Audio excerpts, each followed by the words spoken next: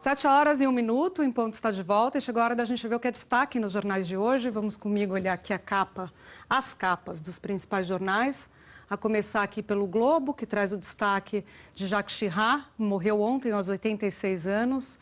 Ele que foi o líder que reconheceu a participação da França no Holocausto, esse é o destaque que o Globo nos traz. E a matéria conta um pouco da trajetória dele como um golista que não teve tanto brilho quanto seus antecessores, desculpe, mas que teve uma importância fundamental e era alguém muito hábil, principalmente na articulação política, talvez esse o maior destaque de Jacques Chirac.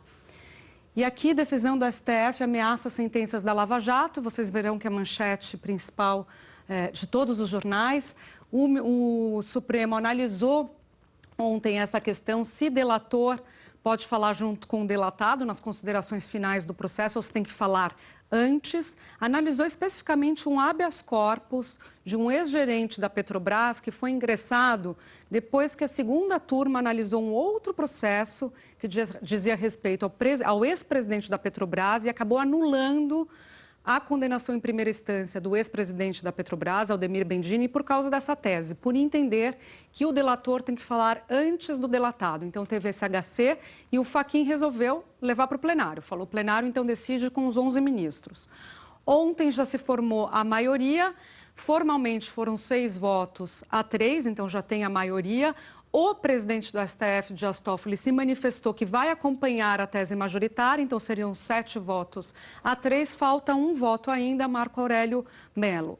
O que é a tese majoritária que os ministros disseram ontem? Que o delator tem que falar antes para assegurar ao delatado o direito da ampla defesa, que é um direito constitucional.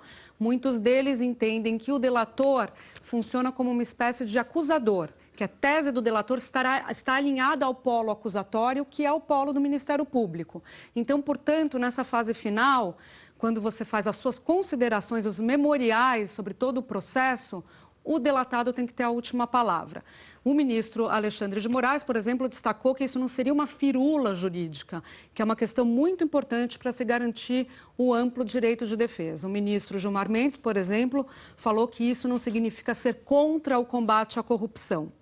Já do outro lado, os 3 ministros que foram contra levantaram outras questões. Por exemplo, disseram que não consta na legislação a obrigatoriedade do delatado falar por último. Primeira questão, se o legislador assim o quisesse, teria colocado expressamente na lei. Também disseram que para anular um processo tem que obrigatoriamente mostrar que houve prejuízo no decorrer do processo para o réu. E não é o que teria acontecido na avaliação dos ministros. Por quê?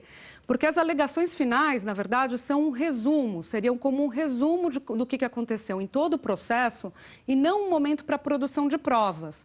Se não há um momento para a produção de provas, não tem nada novo, então não há prejuízo para o delatado, para o réu delatado. É essa avaliação que foi levantada pelo ministro Barroso, por exemplo, o ministro Fux e o ministro Fachin. Agora o que está em discussão é a modulação dessa decisão. Então, quer dizer, já tem a maioria lá formada, entende-se isso. Isso vale para quem? Vale para todo mundo? Vale só a partir de agora nos próximos processos? Vale só para quem pediu lá atrás, já na primeira instância, para ser ouvido por último e a primeira instância não concedeu essa questão, esse pedido. Então, isso que vai ser discutido agora, na próxima quarta-feira, quando eles retomam o julgamento. E a partir daí, a gente vai saber qual que é o impacto para os casos da Lava Jato, para os 30 processos, por exemplo, que já foram julgados lá atrás pelo hoje ministro Sérgio Moro, as mais de 150 condenações, a partir daí é que se tem uma ideia. Mas o que já se sabe é que se forma, portanto, uma jurisprudência no STF em relação a essa matéria. Vários especialistas, eu conversei com alguns, dizem, olha, o juiz não é obrigado a seguir essa jurisprudência, você tem ali um norte feito pelo STF, mas o juiz vai analisar ali na hora do pedido da defesa de como que deve funcionar em cada caso, cada habeas corpus que pode ser impetrado pedindo para ser analisado com base à luz do que decidiu o STF. Então, é uma discussão que vai continuar e a gente vai acompanhar sem dúvida nenhuma, aqui em ponto. Aliás, eu converso daqui a pouco sobre esse assunto com o Otávio Guedes e também as implicações no processo do ex-presidente Lula. É importante a gente saber e acompanhar, porque tem 2 processos com julgamento já na primeira instância. A questão é justamente essa. No caso do triplex, não tem delator, não tem réu delator. O Léo Pinheiro, a homologação da delação dele foi feita só agora, então não tem réu delator no triplex. A avaliação aqui não serviria para esse processo, tem réu delator no sítio de Atibaia, que está na segunda instância. A discussão é se vale ou não vale, a defesa obviamente vai falar que vale e a gente vai acompanhar tudo isso por aqui. Olha só que foto bonita, mostrando o palco do Rock in Rio, que começa hoje, e as atrações que terão por lá, o rapper Drake, que começa abrindo à noite. Depois aqui o pessoal que já está, os veteranos que já está acostumado a frequentar os palcos do Rock in Rio, o Red Hot Chili Peppers e o Sepultura. E mostra, a matéria do Globo mostra tudo como vai funcionar, toda a parte de logística, quem tem ingressos na mão, vale a pena ler a matéria para se organizar, inclusive a parte de transportes. E vai ter aqui no Em Ponto também mais informações sobre isso e a cobertura da Globo News também nesse final de semana. Narayana Borges traz todos os detalhes para a gente desse festival que começa hoje. Ali na ponta, o Columbre tenta agradar a todos, não serve a 2 senhores. A declaração de Simone Tebet, a presidente da Comissão de Constituição e Justiça do Senado, ela que tem se destacado muito em declarações sobre a política ali no Congresso, a relação com o Executivo, e ela critica ali especificamente o fato de Alcolumbre ter ido com alguns parlamentares até o STF questionar a operação que foi feita pela Polícia Federal lá no Senado, no gabinete do líder do governo, Fernando Bezerra, e acabou postergando a apreciação da reforma da Previdência, e ela foi muito crítica em relação a isso, disse que tem que ter prioridade, que a visita deveria ser institucional e não política. Vamos seguir aqui para os próximos jornais. O Estadão, maioria do STF aprova a tese que pode afetar a Lava Jato, exatamente o que a gente tinha falado. Esse destaquezinho, frigoríficos farão ofensiva contra o efeito Amazônia. Conta como os grandes frigoríficos brasileiros estão preocupados com os impactos nas exportações porque eles receberam informações de que países como a Arábia Saudita, Egito e a Alemanha já fizeram consultas ao Brasil se a carne exportada vem de regiões que estão sendo desmatadas. Então, eles estavam preocupados se fazia uma grande campanha institucional em veículos internacionais para mostrar que eles cumprem com todas as regras internacionais de preservação do meio ambiente. Inclusive, um dos frigoríficos emitiu papéis recentemente que são papéis que mostram que há o compromisso com as regras de meio ambiente. Então, o papel tem esse lastro e aí é uma preocupação geral do impacto que as notícias do Brasil lá fora podem trazer para os negócios. Aqui é uma foto, quem é de São Paulo, é uma foto do Hospital Matarazzo, um hospital do começo do século XX, que existia, né, na região da Bela Vista até os anos 90, mais ou menos. O hospital, essa região, esse terreno todo do hospital foi vendido e lá serão construídos agora um complexo enorme de hotéis, lojas, restaurantes, e vai mudar bem a cara dessa região. Aliás, o imóvel, os prédios que estavam no local que está sendo reformado eram belíssimos. Tinha uma maternidade, inclusive, clássica aqui de São Paulo. Deixa eu só falar do Trump aqui. Casa Branca tentou ocultar diálogo de Trump. Ontem acabou sendo divulgado toda aquela manifestação que foi feita pelo agente da inteligência americana aos seus superiores, a denúncia que ele faz contra Trump, depois de ouvir uma conversa do presidente americano com o presidente ucraniano. Ele ouviu essa conversa e entendeu que Trump estava interferindo, estava cometendo uma ilegalidade ao pedir para o presidente da Ucrânia dar uma olhada ali nos negócios do filho do adversário dele, que é o Joe Biden, do Partido Democrata. Então, foi dado esse memorando, foi enviado esse memorando, essa acusação para os chefes da inteligência.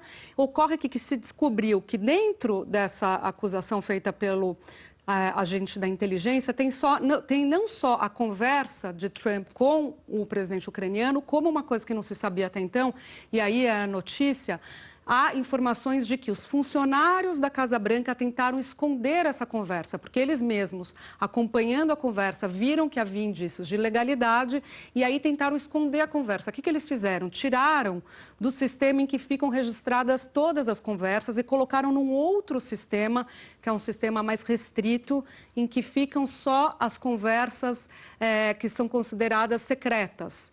Então, essa operação feita por integrantes da Casa Branca pode ser considerada obstrução de justiça. Então, você tem duas questões aí, a questão envolvendo o presidente e a questão envolvendo a Casa Branca tentando acobertar o que pode ser considerado um crime cometido pelo presidente.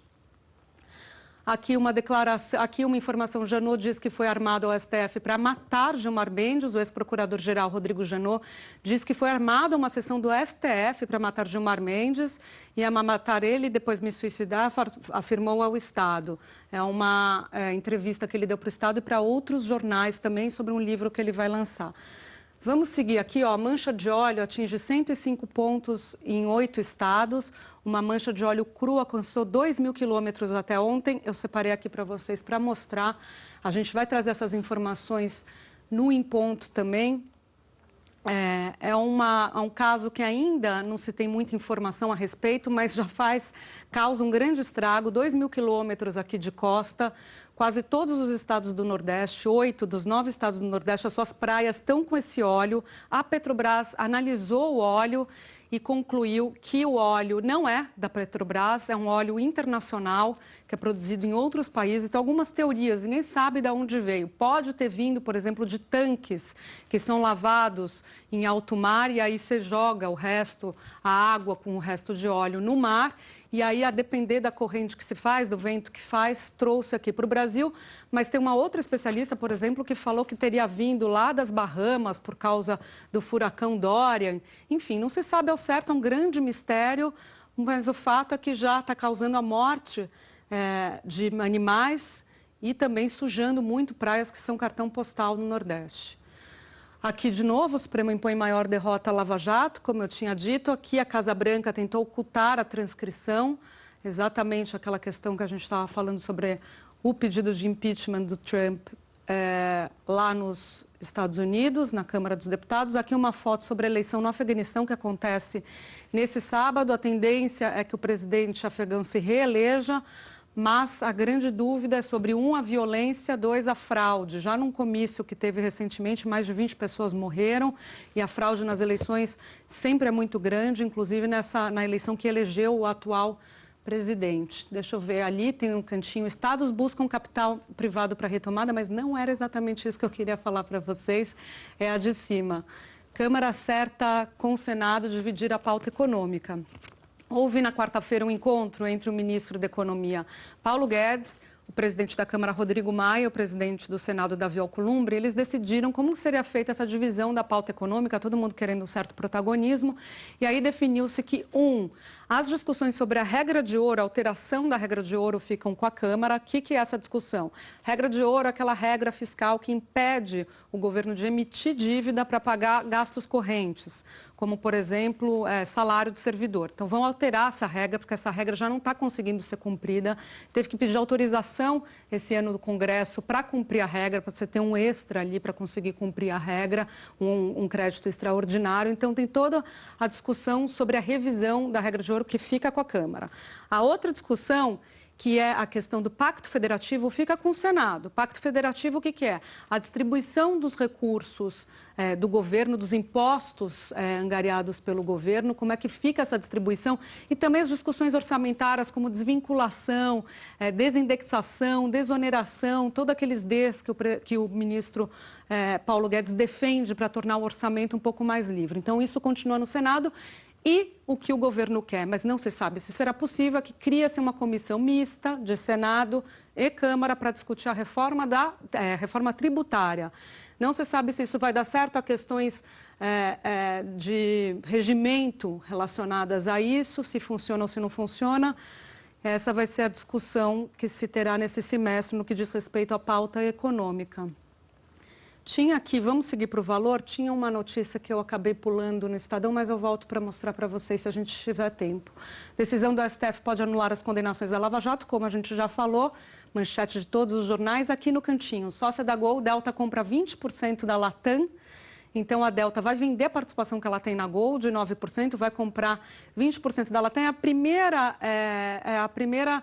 O primeiro reflexo já da mudança na legislação brasileira, que veio com a possibilidade da entrada de capital estrangeiro nas aéreas, nas companhias aéreas também. Essa discussão toda que foi feita lá atrás tinha um limite de 20%, aí abriu-se o capital.